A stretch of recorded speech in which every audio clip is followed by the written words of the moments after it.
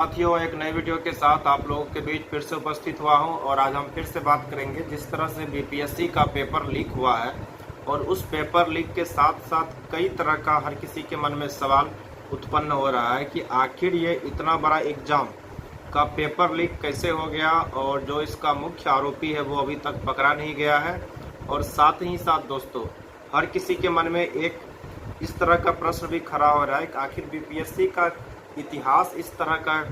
तो नहीं रहा है कि उसमें पेपर लीक हो, चाहे इस तरह का भ्रष्टाचार का आरोप लगता रहा हो। तो दोस्तों, अगर बीपीएससी का अगर आप इतिहास उठा के देखते हैं तो उसमें कहीं ना कहीं आपको इस तरह का आरोप लगता हुआ जरूर दिखाई देता है और हर बार के एग्जाम में कुछ न कुछ इस तरह का आरोप स्टूडेंट के द्वारा लगाया ही जाता है। और दोस्तों, कई बार पेपर लीक हो जाता है, एग्जाम रद्द हो जाता है। कई बार इस तरह का भी बीपीएससी पे आरोप लगा है कि स्टूडेंट सबसे पैसा मांगा जाता है 25 लाख 30 लाख और उस स्टूडेंट से को ये बताया जाता है कि आप इतना रुपीज़ देंगे तो आपको ये वाला रैंक मिलेगा, आप इतना रुपीज़ देंगे तो आपको इस तरह का रैंक मिलेगा। और एसडीएम, बीडीओ या डीएसपी हर रैंक का दोस्तों पैसा फिक्स है, इस तरह का आरोप लगता है। और दोस्तों, सामने सोचने वाली दोस्तों बात यह है कि 64th बीपीएससी का जिस तरह से रिजल्ट आया था कुछ महीनों सालों पहले, उसमें दोस्तों आईएएस रंजीत कुमार सिंह के जो कोचिंग का स्टूडेंट था उसमें लगभग 50 स्टूडेंट का सिलेक्शन हुआ था और उसमें से एक स्टूडेंट जो है उसको 67th बीपीएससी का पेपर लीक का मास्टरमाइंड भी बताया जा रहा है और उसको गिरफ्तार भी दोस्तों किया गया है। दोस्तों, इससे करीब करीब जुड़ता जा रहा है कि कहीं ना कहीं इससे जो हाई लेवल का जो व्यक्ति है, जिसका पहुंच है,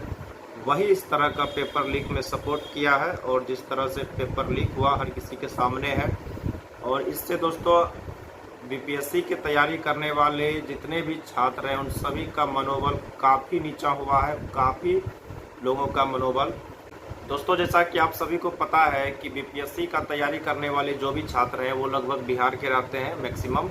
और उसमें दोस्तों बिहार अभी के डेट में भी और आज के डेट में भी पिछड़ा है, चाहे वो आर्थिक रूप से हो या फिर संसाधन के रूप में हो। हर किसी क्षेत्र में बिहार अभी भी पिछड़ा ही है। सरकारी रिपोर्ट या फिर मीडिया कुछ भी बता दे, मगर धरातल पे जो है अभी भी बिहार पिछड़ा है। और ऐसे पिछड़े राज्य में रहते हुए भी जो भी छात्र बीपीएससी का तैयारी कर रहे हैं वो सब जाहिर सी बात है आर्थिक रूप से कमज़ोर भी रहते हैं। और जो सब आर्थिक रूप से कमज़ोर रहते हैं, समाज के निचला तबका का है या फिर उच्च तबका का भी है, मगर जो आर्थिक रूप से कमज़ोर है उसके सामने दोस्तों किसी भी एग्ज़ाम का तैयारी करने के लिए काफ़ी सारी चुनौतियां रहती हैं। उन सभी चुनौतियों को देखते हुए, उससे फेस करते हुए अगर कोई बीपीएससी का तैयारी कर रहा है, चाहे वो कोचिंग ले रहा है या फिर नहीं ले रहा है, ऑनलाइन या ऑफलाइन, किसी न किसी माध्यम से दोस्तों वो लोग तैयारी कर रहा है। और चूँकि दोस्तों तैयारी करने में जाहिर सी बात है खर्च तो होता ही है और खर्च उसको वहन करना ही पड़ता है, चाहे आप ऑफिसर बने या ना बने, मगर जो उसका खर्च है वो तो दोस्तों देना ही पड़ेगा। और ऐसे में दोस्तों सोचिए आप लोग कि जिस तरह से एग्ज़ाम रद्द हो जाता है, कैंसिल हो जाता है, कुछ ना कुछ इसमें पेपर लीक की वजह से ये सब तरह का हो जाता है, तो ऐसे में उन सभी छात्रों को के ऊपर क्या बीतता होगा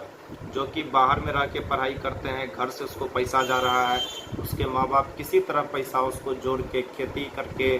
ज़मीन तक बेच के उसको बाहर भेज के पढ़ा रहे हैं कि मेरा बेटा इस बार ऑफिसर बन जाएगा, सिलेक्शन हो जाएगा। मगर दोस्तों ऑफिसर बनने की जगह पेपर लीक हो जाता है और एग्ज़ाम रद्द हो जाने की वजह से ये सब हो जाता है। तो उन छात्रों के ऊपर दोस्तों क्या बीतता होगा जरा आप लोग भी समझ सकते हैं, हर किसी को पता है, समझ रहे हैं।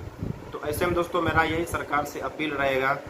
और हम सभी मिलकर इस तरह का मुहिम चलाएं कि ये बीपीएससी पेपर लीक का जांच जो है वो हाई लेवल का होना चाहिए और बिल्कुल निष्पक्ष रूप से होना चाहिए। और इसमें जो भी आरोपी है, चाहे वो किसी भी पद पे बैठा हो, उच्च से उच्च पद पे बैठा हो, उसके ऊपर सख्त से सख्त कार्रवाई होना चाहिए ताकि इस तरह का भविष्य में कोई भी तरह का दोबारा स्थिति पैदा ना हो और छात्रों के भविष्य के साथ खिलवाड़ ना हो सके।